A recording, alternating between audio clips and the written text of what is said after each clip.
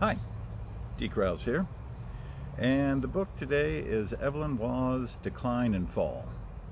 Now, I picked it up not for any particular reason.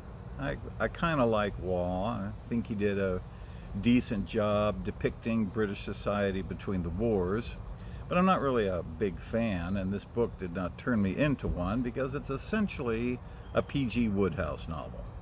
You know, dissipate upper crust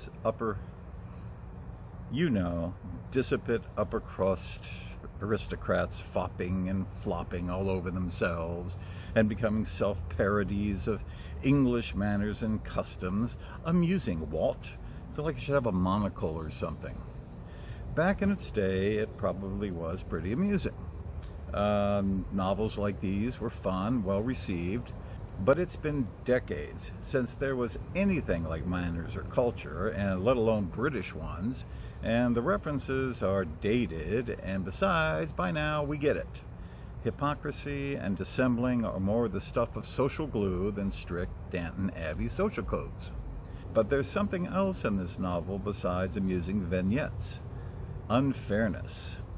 It's actually more Kafka than Wodehouse.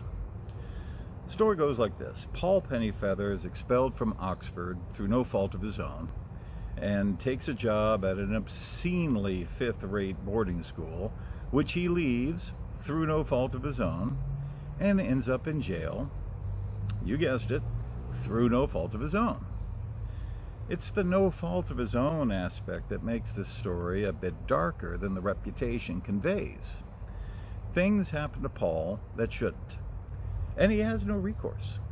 He is a victim, a stiff, upper-lipped, deadpan one, but a victim nonetheless. Most of the humor in this novel comes from the outlandish characters, my favorite being the con man Solomon Philbrick, whose origin story changes as many times as did Heath Ledger's Joker one.